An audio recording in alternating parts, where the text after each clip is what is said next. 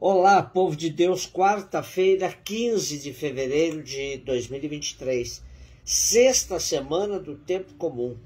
A nossa reflexão de hoje é a partir de Gênesis 8, de 6 a 13, 20 a 22 e Marcos 8, 22 e 26.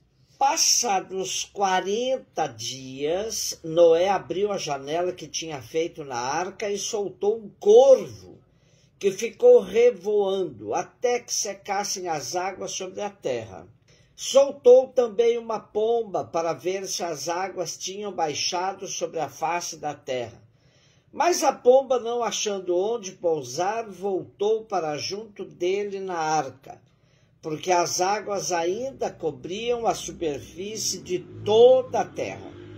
Noé estendeu a mão para fora, apanhou a pomba e recolheu-a na arca.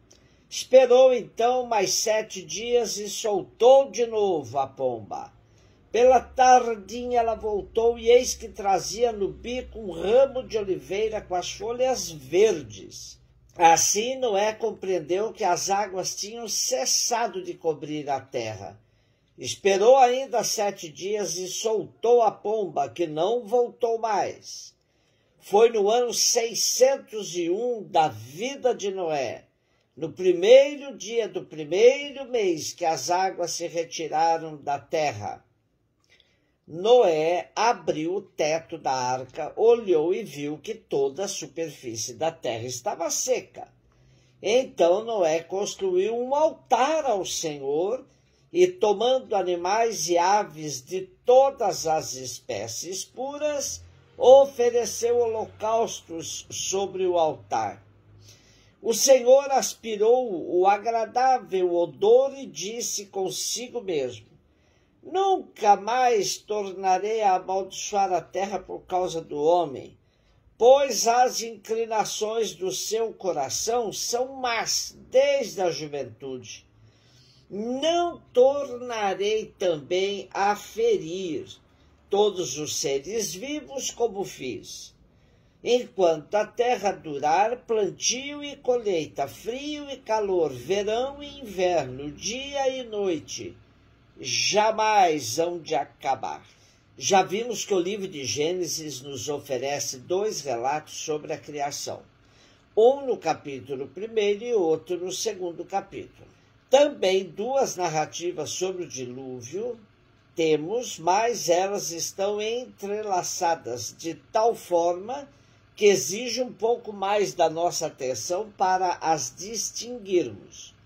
Um dado bem concreto está na duração do dilúvio. Enquanto uma das narrativas afirma que foram 40 dias a sua duração, outra nos diz que o dilúvio durou 12 meses lunares com mais 11 dias. O que perfaz 365 dias, isto é, 1 ano solar. O tempo é interessante, porque dá a entender o tamanho da cólera de Deus com a sua criação, que ele tinha a intenção primeira de extingui-la. Não fosse o justo Noé, tudo teria sido extinto. As águas baixaram. Isto equivale a dizer: a cólera do Senhor tem limites, sua misericórdia não. A criação terá uma segunda chance. Esse método de atribuir a Deus características humanas, que ora se arrepende, ora volta atrás de sua intenção, identificamos como antropomorfismo. É claro que sempre precisamos estar atentos para não reduzir Deus ao nosso tamanho. Vejamos que há outra diferença entre os 2 relatos. Agora é a quantidade de animais puros reunidos na arca. Num relato temos 7, ou 7 pares por espécie. No outro são apenas 2, um macho e uma fêmea. O autor é coerente ao aumentar o número de animais puros, pois assim possibilita o holocausto de Noé, oferecido a Deus no final do dilúvio. Esse holocausto favorece a reconciliação entre a humanidade e Deus, que promete nunca mais castigar a sua criação desta forma. O que nos impressiona é que, mesmo no fim do dilúvio, Deus continua a constatar que as pessoas trazem no coração a maldade desde sua juventude. Sendo assim, Deus reconhece que o método usado foi ineficaz e não mais o usará. Assim, verificamos que em Deus castigo e misericórdia quase se identificam, nascem da mesma motivação. Marcos 8, 22 e 26. Jesus e seus discípulos chegaram a Betsaida. Algumas pessoas trouxeram-lhe um cego e pediram a Jesus que tocasse nele.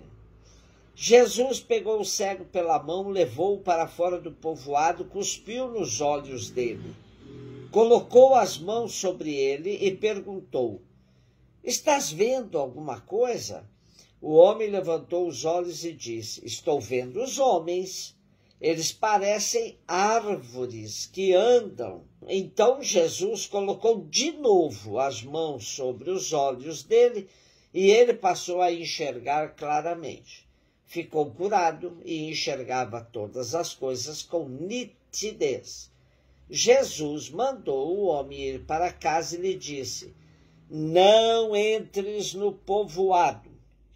Esse relato de Marcos está no final da secção dos pães e bem próximo da alerta que Jesus fez aos seus discípulos contra a cegueira dos fariseus, de Herodes, por um lado, e por outra a cegueira dos próprios discípulos, que da partilha dos pães nada compreenderam. Vale a pena destacar que essa cura foi processual, em 2 tempos. No primeiro momento, a cura é parcial e o homem não consegue ver com nitidez. No segundo momento, dá-se o complemento da cura e o homem passa a ver tudo muito bem. O método de Jesus de cuspir nos lembra o outro relato da cura que já vimos do homem surdo e tartamudo. A saliva de Jesus simboliza sua força, que vem da palavra. Uma vez mais, vemos que Jesus não quer que sua atitude seja divulgada com estardalhaço. Jesus não quer atitudes triunfalistas. Daí sua recomendação ao cego para que não entre no povoado. Pode-se crer que milagres há, mas não se deve condicionar a fé por causa de milagres. Jesus agia com muita discrição porque não curava para provocar a fé, mas partia da fé das pessoas para realizar a cura. A fé vem antes. A fé não vem dos milagres, mas os milagres a pressupõem. Importante estarmos abertos aos sinais de Deus em nossa existência, ainda que sejam pequenos, quase imperceptíveis. Em outras palavras, nossa existência é o maior sinal do amor de Deus por nós. E isto basta. Um beijo no seu coração.